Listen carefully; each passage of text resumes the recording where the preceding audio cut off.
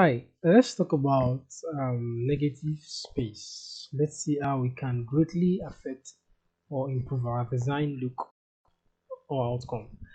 So, this is what we have. We're trying to look for a way to position or arrange this content, the typography in the scene.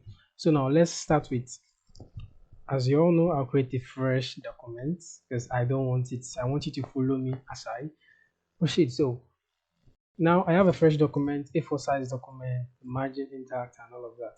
So let's work with margin. Number one thing is I like working with margin. It helps me define my use of spaces.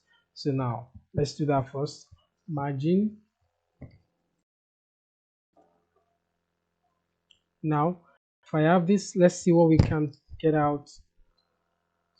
Work with okay, 2pt, 2 cm. Let's see, 2 centimeter. No. 2pt.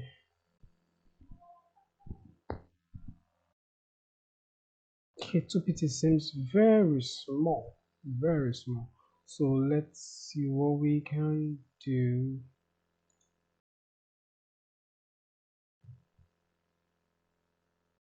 Let's see. Okay, 2 points, 2p. Yes. Okay, let's work with this 24pt and numbers of column. Let's see. I think we should work with four numbers, four columns, and let's see, 40p. Let's see what 40p will give us. Now, like from 35p,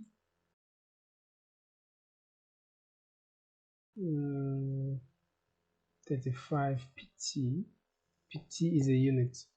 Okay, I think I go with this 24 points for the margin, and the gutter 35 points, and we have four columns in total. So let's get started. Now the tests, try test 2, then type negative space.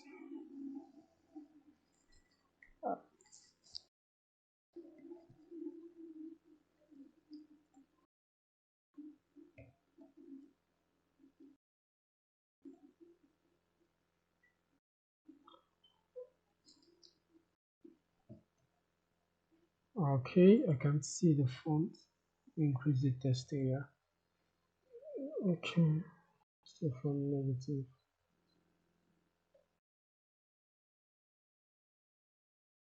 Silver. Okay, now we are good on this. Rotate at,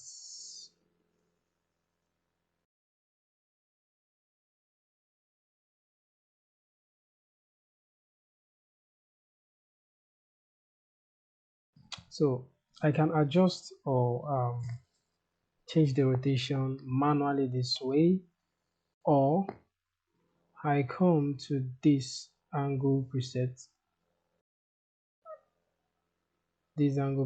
here, then I input the figure of what I want to enter. And I'm going to have that, it's far away, don't mind. Then drag it to this end. Now this is what we have. I think I would like to increase the typeface size a bit. 120, let's see. Oh, okay. So first, I would like to make sure that this is sitting on this grid line. That's the reason why the grid was created. So let's utilize the grids. Very important. So then duplicate, alt, alt to duplicate and drag. While duplicating, you can align the movement by just holding on shift also at the same time. So now make this space. Now this is what I have. So let's align this perfectly also. So now the essence of the gutter width is I want the distance from each foot of the test to be at the height of the gutter, which is 35 pt. So what I will just do is I will zoom in, then drag this or use the arrow key to move it close. So somewhere like that, I can have a uniform space in between.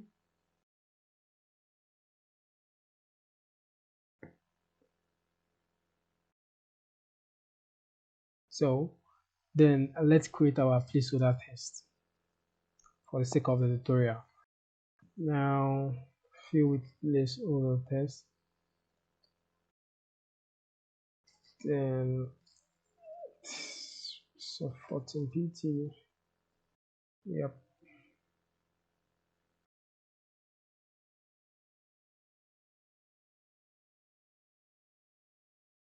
I think then duplicate again.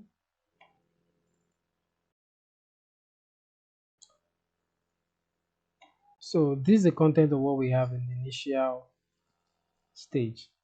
Now we're trying to improve this. We're trying to improve this. How best can we position this to make everything look nice? So now this is the idea behind it. With the grid, 50% of your problem has been solved. So let's turn on our grid with W key. The grid is on. Then let's see a better position. Like I said, aligning it somewhere here, somewhere around the side, then followed by the alignment for this.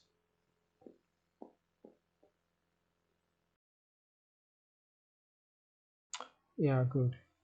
Then now we can see that we have a particular width around this side and we have another particular width around this side. So let's try to blend the widths together. One thing you need to know is we can position this test in several ways, several interesting ways that will look catchy. And I will just be making one as an example. I would like you to go on your own and be creative enough to develop different positions that will make the piece interesting. So now, let's continue. First, I need to know when you're arranging content in or on the canvas, you need to make sure that balance matters. Balance matters a lot. So we have different types of balance. We have symmetrical and asymmetrical balance, which I'll also say more to that during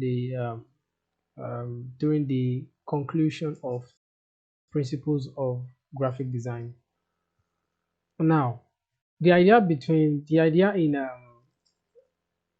symmetrical balance is that what we have on the A is also equal to what we have on the B.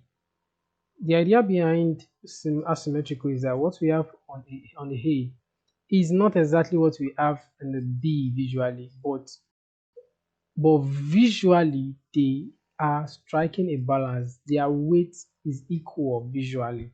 That means we can decide to have something of this nature. Okay, something of this nature. Space coming. So if I have something of this nature, left and right hand side, and this here is nowhere to be found.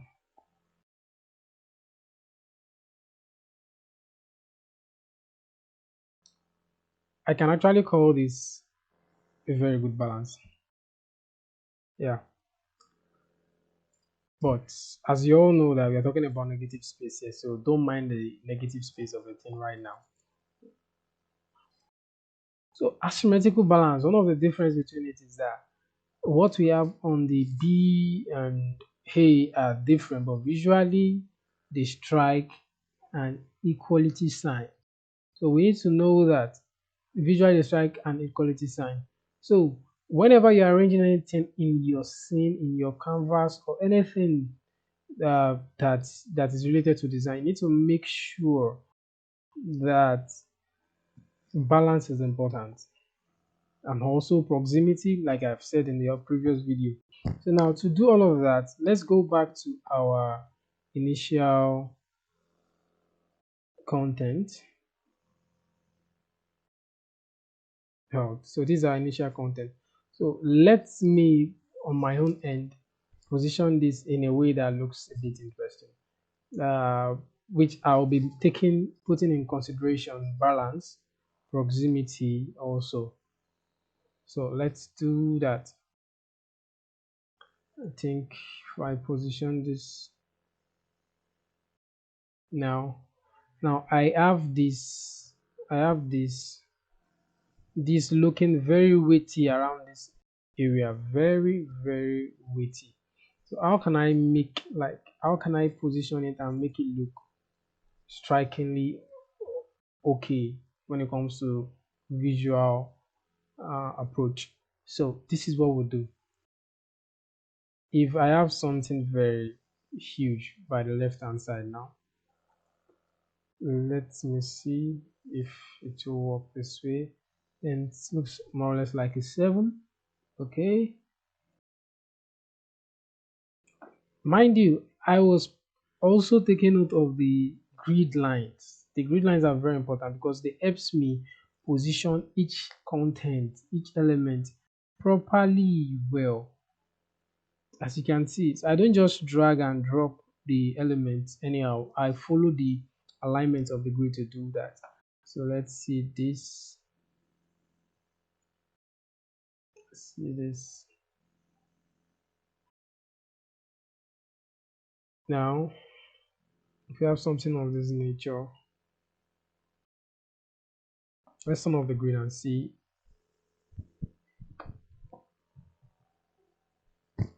Okay. Um, I think the design is looking. It's fair a bit. It's fair a bit, but okay. Let's change. Let's try to do it this way instead and see what we have again. Shift. Oh, sorry, I duplicated it. So it's going to snap in the middle because of drag.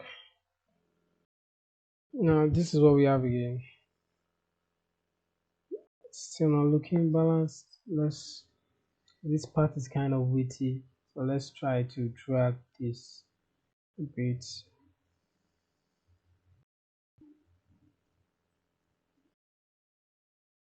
Okay, we are talking about balance. I didn't position this well. So it's looking somehow.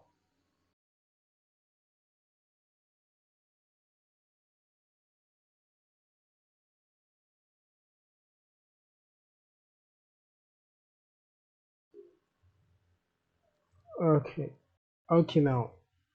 Proximity. This is looking too far away from the content. So let's try and still find a better position for it.